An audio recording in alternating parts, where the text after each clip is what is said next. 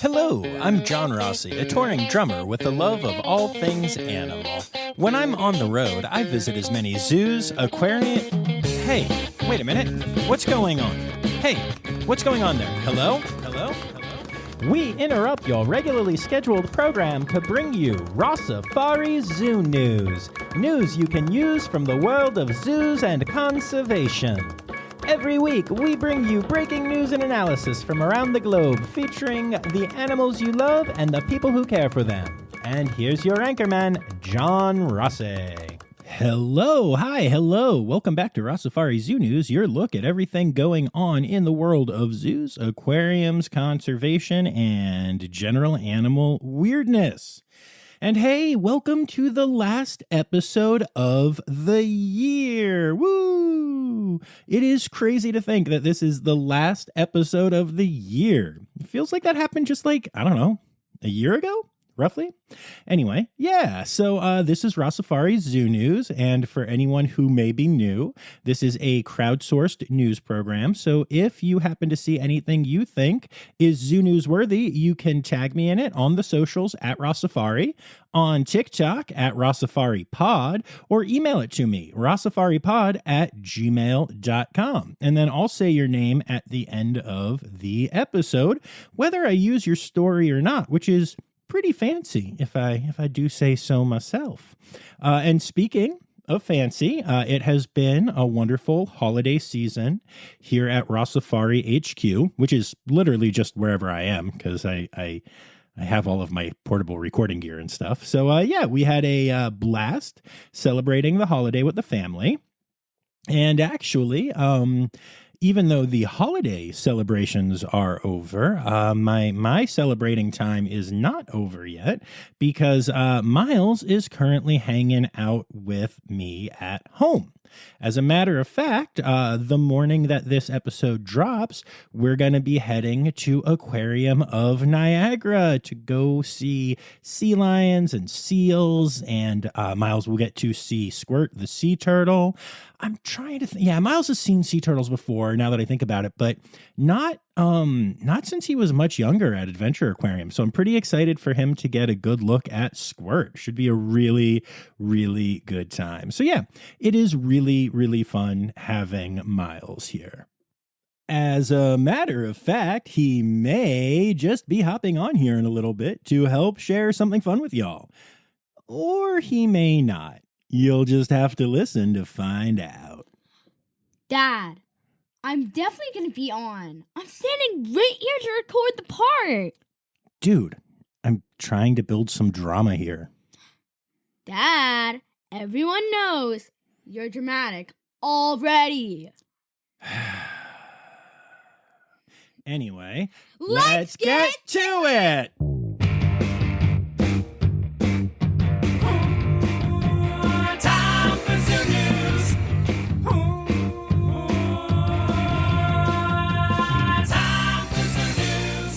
Alrighty, we're going to start off with our birth announcements for the week.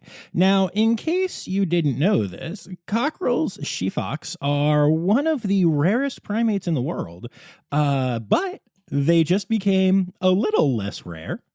By one, anyway. That's because the Chester Zoo has announced the birth of a baby sheefox, also known as a sheaflet in my weird little world. So congratulations to the team at the Chester Zoo.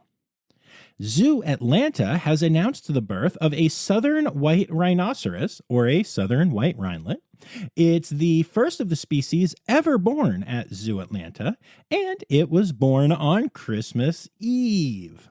Congrats to the team there. I know they have been working over the last few years to turn this hope into a reality. So it's very cool to see this birth finally happening. So yeah, it's just been fun to watch the journey of the rhinos there, and now they have a baby rhinelet. Yay! The Sydney Zoo in Australia has announced the birth of their first ever hyena cub, a hyenalet. Now, since hyenas usually hang with their moms from a very early age, the little goober is actually already out on exhibit if you would like to go see it and, happen to live near Sydney, which I do not, but I really want to visit soon. And then bringing it back to the United States, Omaha's Henry Dorley Zoo has announced the birth of not one, not two, but 10 southern rockhopper penguins, which is the most of that species that has ever hatched at the zoo since they opened the penguin exhibit back in 1995. 10 births is obviously a huge deal. And of course, the Henry Dorley Zoo is incredible and very well equipped to handle this influx of new little penguins. And so congrats to the entire team at the zoo there. And then last but not least for our births this week, our friends at the North Carolina Zoo have announced the birth of an gazelle calf. Or gazellet, which I like a lot. Gazellet's a really good one. This is the second calf of the species born this year at the zoo. And it's another example of a super important birth because, not shockingly, this is a critically endangered species. And of course, after births, we move on to the other side of things, to the animals that we've had to say goodbye to. And we're going to start off with the fact that the Miami Seaquarium has announced the passing of Sundance, a dolphin who has lived at the facility for over 30 years. He was a beloved dolphin that had captured the hearts of many of his trainers, while the Seaquarium has come under a lot of fire lately, and rightly so. It is worth saying that the keepers and trainers that worked with him have always done their best and given a lot of themselves to him. So, sending love to that team, current and former, because I know that they are very much missing their love today, and whatever other drama there is around that place, the people who have taken care of the cetaceans there are amazing and have done amazing work, and I really feel for them in this moment. Tilly, the second oldest harbor seal at Maritime Aquarium, has passed away at the age of 37. While Tilly was geriatric, they're not entirely sure what happened, so the team is still planning on performing a necropsy to figure out the exact cause of death. Tilly was known for her sweet personality, very big eyes, and very petite stature. From the time Tilly got sick until she passed, her team provided around-the-clock care for her, which is always a beautiful thing to see, but also sad when it has to end this way. So, sending love to the team there. The next one's tough, y'all. The next one's tough. The North Carolina Zoo has announced the passing of Fenn, their beloved 6-month-old giraffe calf, who I announced the birth of on this podcast roughly 6 months ago. Fenn was nursing as normal when he was startled by another giraffe. He bolted and collided with a nearby gate, causing him to fall to the ground, where he suffered head and neck trauma. The team intervened immediately, but it wasn't enough, and Fenn sadly passed away. This is such a horrible loss for the team and for the zoo. I feel so terribly for them. The zoo is amazing and has brought in a grief counselor for the staff and are helping them process. But I know I already have plans to head back to North Carolina next year, and I know I'm going to miss seeing that sweet little giraffe face so much. Fenn was super duper special, y'all. And then our last goodbye this week is another really special one out of Sea Life, Sunshine Coast, where the team had to say goodbye to Groucho, the Australian fur seal. Groucho was 24 at the time of his passing, and you have heard about Groucho and the other fur seals at the aquarium there if you listened to my episode with Daisy Barrett. She's one of the ones with the Aussie accent, if it's not ringing a bell. But yeah, Groucho had a long, healthy life, but age-related issues did lead to his health deteriorating, and so now he is no longer with us. Sending love to the entire team at Sea Life Sunshine Coast. All right. And that's it for our births and deaths this week. And so in our general Zoo News segment. We got a couple of stories here. One of my general rules is that I have stopped announcing when facilities start displaying new species, unless it is really rare, a really unique species, or something that I really want to announce, like whenever zoos start housing red pandas or binturongs or tree kangaroos. You know, it's my podcast after all. But hey, the new display I'm about to tell you about is very, very newsworthy. The San Diego Zoo has started displaying Lord Howe Island stick insects at their Wildlife Explorers base camp. This is the first time these insects have ever been displayed in North America. In fact, the San Diego Zoo is one of only 2 zoos outside of Australia to display them in the entire world. Now, this insect is critically endangered and was actually believed to be extinct in the wild until a few individuals were discovered back in 2001. At that time, 2 pairs of the insects were taken to the Australian mainland for breeding, with one of the pairs going to the Melbourne Zoo. The Melbourne Zoo has a partnership with the San Diego Zoo and eventually brought some eggs to San Diego to continue breeding. And now the San Diego Zoo is able to display some of them from that whole breeding situation. And of course, they continue to work on breeding this critically endangered species behind the scenes as well. So this is a very cool opportunity to go see a very unique species if you go to the San Diego Zoo right now. Man, I miss that place. That is a special, special zoo.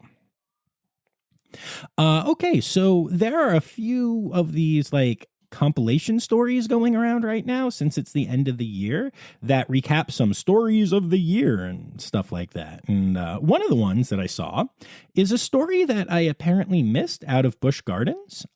So back in May, a person who is considered a nano influencer online, meaning someone with a very small following, but still a following, jumped into the alligator exhibit at Busch Gardens to, make a video and try to get clicks. I did actually report on that back then.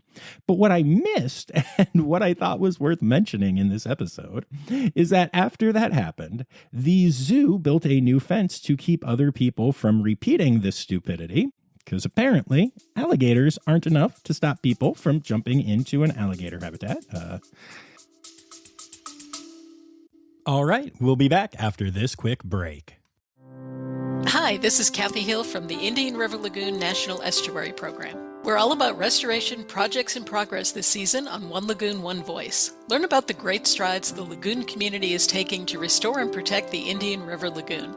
Each week, we dive deep into discussions with scientists, resource managers, and nonprofit leaders to explore lagoon issues and solutions. From oyster reefs to clam restoration, algae blooms to muck, you'll learn all about the projects we're tackling to bring the Indian River Lagoon back to health. Click the link in the show notes to follow One Lagoon, One Voice, learn about the IRL Council, and explore our unique lagoon.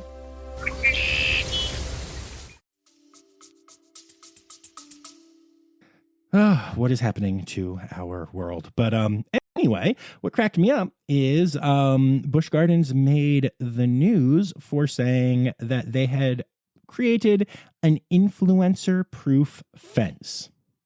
I personally think we need more fences like that in the world. Let's just fence off areas and make them influencer proof. Yeah, sounds good to me, right? Anyway, moving on from that. The Jacksonville Zoo recently experienced something that was absolutely terrifying. The vestibule of their lorikeet aviary burned down. As of now, the zoo is unsure of what caused the fire, but no humans or animals were hurt during the fire, which is kind of incredible. The zoo has promised to update everyone when they have finished their investigation, of course. And while this is a happy story in terms of the lack of loss of life, I cannot imagine how terrifying it must be for the keepers that went through this experience. So I just want to take a moment to thank them for the amazing work that they do and that they did and everything, making sure that all the animals were safe. And just in general say, congratulations on being awesome.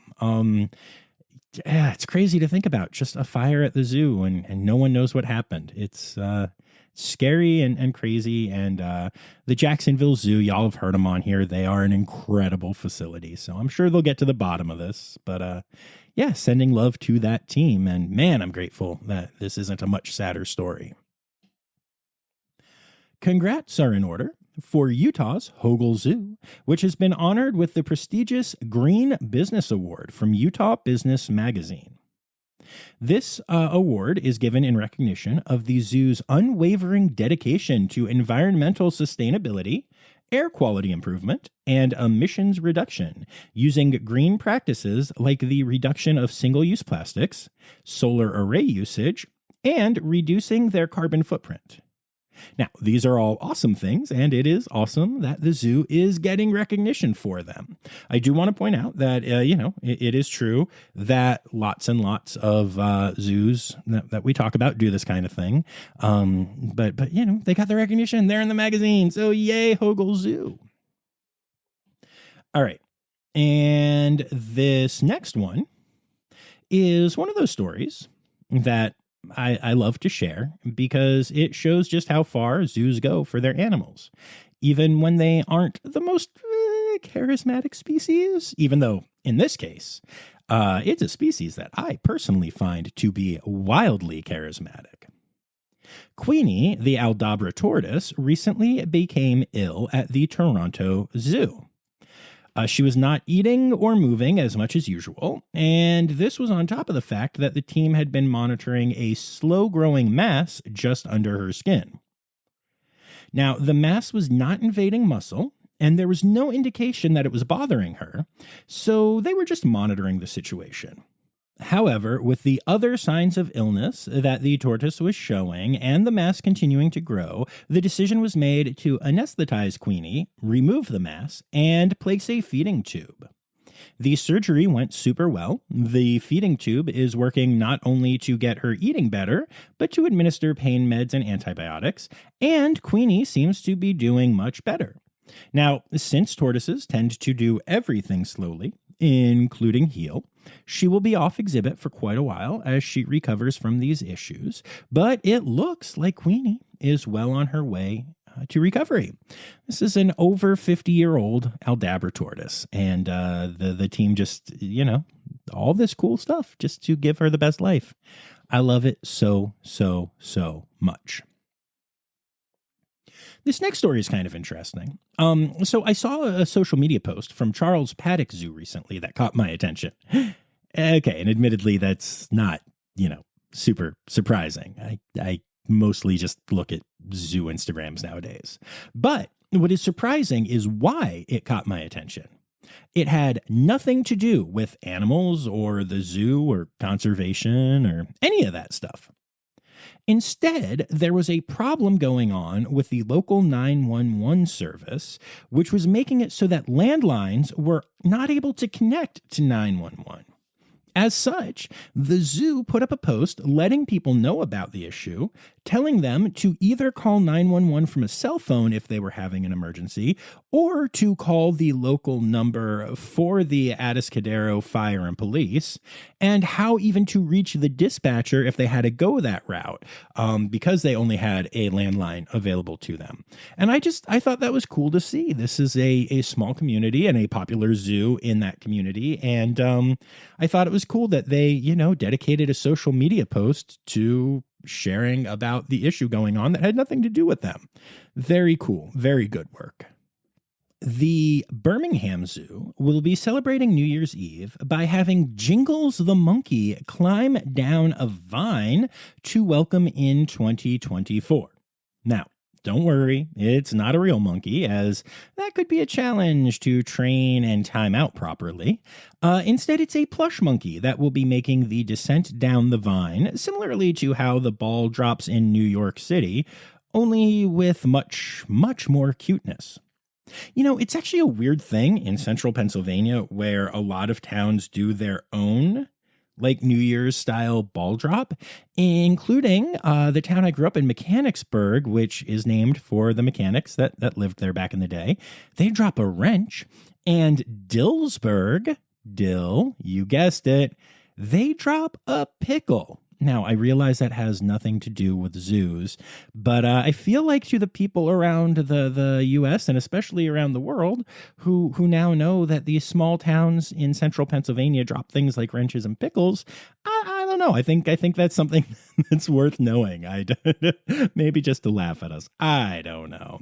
But yeah, that's what's going to be happening at the Birmingham Zoo. And one of the cool things about this is that they'll be doing it earlier in the day with the festivities to ring in the, quote, New Year, end quote, happening at 2 p.m. This is actually something that a lot of zoos are doing this year, so it's worth checking if your local zoo is going to do something like this, because I think it's pretty cool that you can, go to a zoo, go early, and get your New Year's celebration in case you want to, go to bed early that night or have children or whatever, just want to celebrate twice. I don't know. But yeah, you can go to your local zoo and possibly ring in the new year at some crazy random time, in the afternoon. But hey, it's midnight somewhere, as the song says, only differently because it says 5 o'clock and is about drinking. Well, I guess for a lot of people, New Year's is also about drinking, but not for me. So whatever. Anyway, I'm rambling. All right. Got 2 more stories in the zoo news section. First of all, I have a quick update on the story of the escaped Nashville Zoo lions that we discussed last week. The story in which it went viral that lions had escaped from the Nashville Zoo because of a photo that was going around the internet that was not from Nashville, and that was extra annoying because the Nashville Zoo doesn't even have lions? That story? Well, it seems like the people spreading the fake story realized that the lack of lions at Nashville made it harder for people to swallow. So they put out the exact same story with the exact same picture, but now claiming it was the lions had escaped the Indianapolis Zoo. That was it in terms of what they changed. And I admit it was an improvement in terms of it being a zoo that actually does have lions. So I guess that's a step in the right direction. But everything else was still a lie. And the Indianapolis Zoo did release a statement, stating that their lions were still in their homes and happy and all of that stuff. And it seems like in general, the story didn't go nearly as viral as it did the first time with Nashville, possibly because of the first one also being out there and viral, and possibly, because it was a big dumb lie that people did. But yeah, so just wanted to put that out into the world in case you've heard anything about the Indianapolis Zoo losing their lions. They didn't. Gotta hate people sometimes. But not all people and not all of the times, which this last story will point out to y'all. Last but not least in zoo news this week, we have some very important and exciting news out of the Denver Zoo, where Ali Malensky... All right, we'll be back after this quick break. What if I told you scientists discovered 100 new species in the deep ocean? Why did crocodiles survive extinction? Megalodon.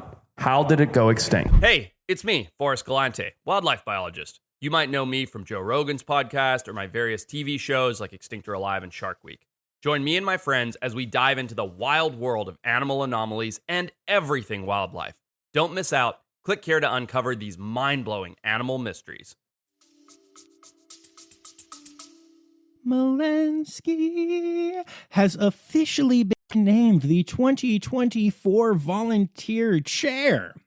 Now, Ali has been volunteering at the zoo for the last 5 years, where she serves as a docent, an animal handler, and also a volunteer on the Animal Behavior Observation Team. Wait, does that mean she just gets to sit and look at animals? Because that's what everyone at the zoo does. Okay, probably doesn't mean that. She probably gets a clipboard too. But anyway, as you all know, Ali is also a regular contributor to Zoo News, sending something in every single week and becoming a bit of a star on the podcast because I regularly do something weird when announcing her name in the thank yous at the end.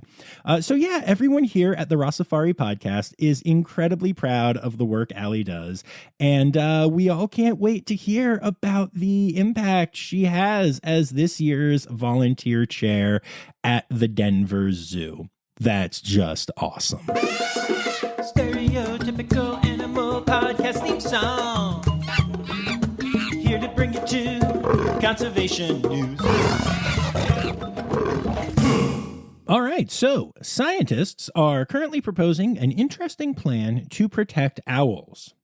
The killing off of owls? Okay, don't worry, this one does make sense, I promise. The U.S. Fish and Wildlife Service is currently proposing shooting 470,000 barred owls in forests throughout the West Coast over the next 30 years. That's because they are currently crowding out spotted owls, which are birds that are actually native to the area. Barred owls are an invasive species in this area that have made their homes in the forests that spotted owls call home, and honestly are thriving much more than the spotteds ever did, at least in our recorded history. They're thriving so much so, in fact, that the spotted owl is now in danger of going extinct in the next few years if this intervention doesn't take place. And I have to say this is the kind of conservation story that I love and hate all at once. I'm not going to lie about it. I totally understand and respect the need to eliminate invasive species, especially when they are literally causing the extinction of a native species. But I also kind of hate it just on an emotional level. And I want to be clear, I'm saying that not to say that I disagree with the proposal. I don't. But I wanted to say that because I know these stories don't always sit right with people, people that are listening, even people who understand the science behind it. And I want you to know that I also have those feelings. I do.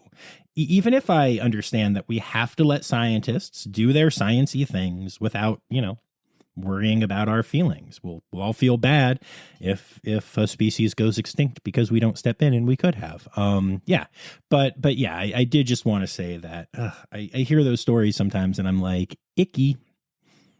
That's icky. Yeah. Anyway, but here's actually another story that helps illustrate the whole point of, dealing with invasive species, right? Invasive species are tough, y'all. The South American tegu is a large lizard, it can be up to 4 feet long, that lives in, you guessed it, South America and South Carolina, apparently.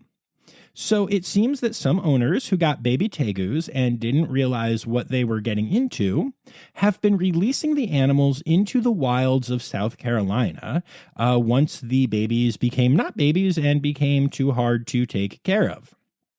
As such, there is a growing population of this invasive species that eats bird eggs and also carries salmonella that is starting to grow in South Carolina. There are currently 24 confirmed sightings of now wild tegus in the state, but over 100 different reports of potential tegu that have been made, and the animal just hasn't been seen by the government when they go to check it out. So as such, the government is trying to step in before this can become a breeding population that wreaks havoc on the environment in the state. So let's not get exotic animals for pets. I know you guys know that, but I have to say it. And it's another example of an animal that might need to be taken in or even taken care of in order to stop a lot of birds dying and having population issues and humans getting sick. And then last but not least, in conservation news, there have been 5 new hedgehog species discovered recently. And if that isn't cool enough, they are soft-furred hedgehogs. Soft-furred hedgehogs are members of the group Hylomus, and they live in Southeast Asia. There were only 2 previously known species, so now there are 7. And as you can imagine, what sets Hylomes apart from other hedgehogs is that they have soft fur instead of the spines that most other hedgehogs have. It's always amazing to me when they discover not just a new species, but multiple new species. It really goes to show just how much incredible biodiversity there is out there that we still have yet to discover, which is a nice, hopeful way to end this section.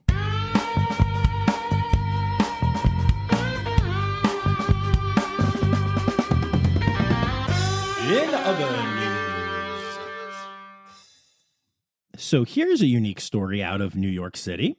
I debated putting this in the Zoo News section, but technically it's not anymore. Anyway, so yeah, remember the story of Flacco? No, I don't mean the former Baltimore Ravens quarterback who won my team a Super Bowl and is now taking the Cleveland Browns to the playoffs in one of the best comeback stories in recent sports memory.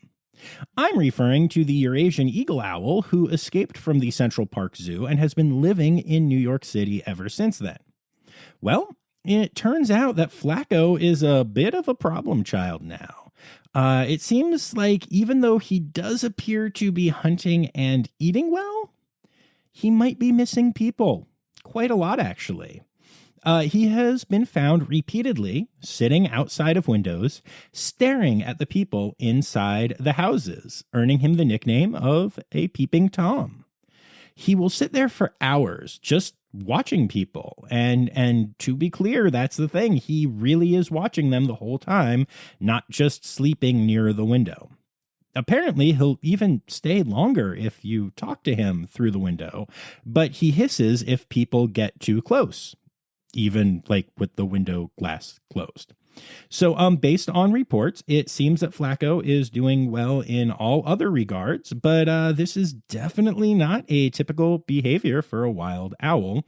And it shows how animals that live in human care really don't thrive back when left to their own devices unless they are, specifically raised in a program with reintroduction in mind. All right, and finally, in other news this week, we have very special guest Miles Rossi, the son, on to give his thoughts on a movie that we saw recently. So, Miles, what movie that was animal related did we go see recently? Migration! Okay, let's not scream into the microphone. But yes, we went and saw Migration, which is a story about some anthropomorphic ducks who decide to migrate. So, Miles, do you recommend this movie for listeners of the podcast? Yes, I recommend it 5 stars. 5 stars? Wow. What was your favorite part? I don't know. Probably the part where they're like, no, we're not leaving the pond. And then the next day, they're like, okay, we're going to leave the pond. Okay, so pretty much the beginning of the movie. That works. All right. And did you have a favorite character? It's okay if you don't remember the name. Yeah, it's the baby? Yeah, like the little duck. Yeah, the baby. It was not a baby. It was a baby. How would it talk then? How? You stumped me because you're right. Babies can't talk. Guess what else can't talk? Animals? Ducks. That's right. Do you know what noises ducks do make? Quack, quack. Yeah, I know you knew that. I just wanted you to quack on the podcast. Okay, cool. Well, there you have it, folks. A 5-star review for Migration. Is there anything else that you want to say to the listeners? Like maybe happy... Happy birthday. Try again. Happy New Year. Good. All right, buddy. Thanks. Oh, animal holidays. Animal holidays. Hey! All right. So as we start this section, it is still December, the animal-less month. Boo. But that ends in 2 days, and then we move on to January, which is... also a month without any month-long animal celebrations. Another animal-less month. Boo again. But hey, at least we have our individual days for the week, such as ones that will start next week. We get nothing the whole first week, y'all. Dumb. And those are very, very much not your animal holidays for the week.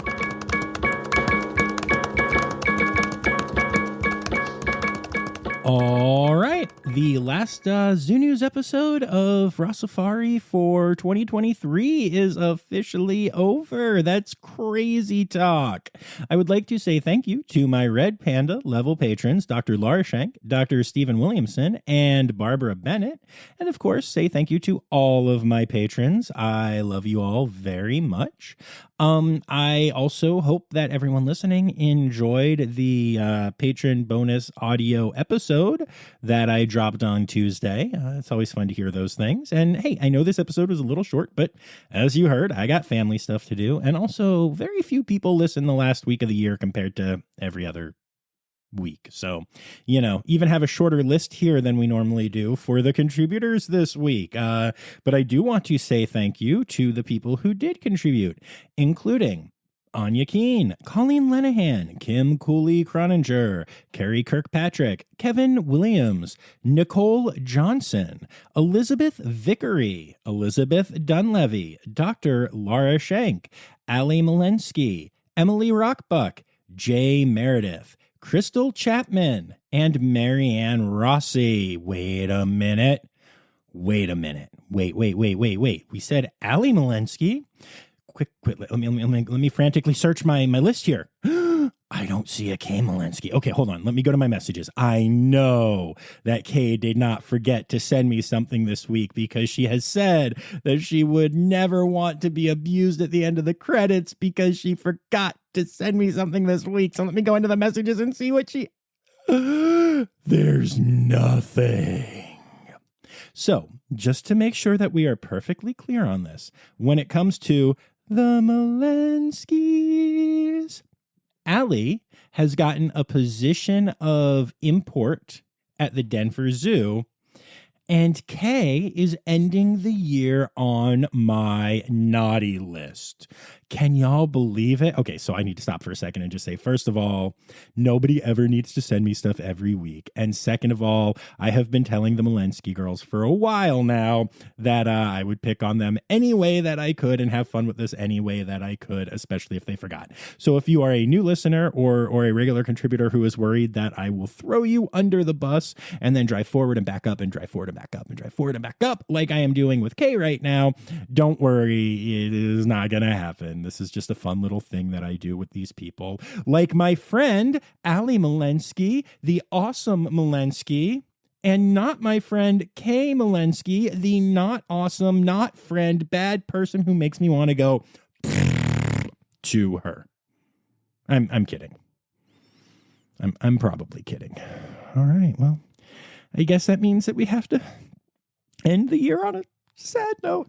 Just remember, guys, the word snoozy credits backwards are Steinergeswen.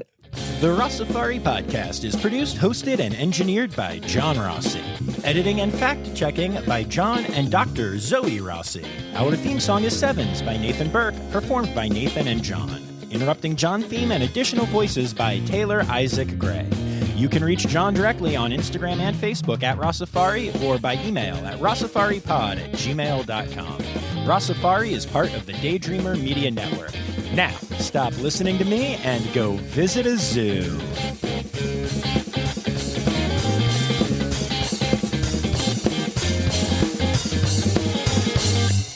And maybe I'm gonna call my friend named Bob here to ask how he liked it. Ring, ring, ring, ring, ring, ring. Remember when I say don't improvise on my podcast? Yeah. Yeah, we're not doing that. Darn. Is there anything? Can this be a cutscene?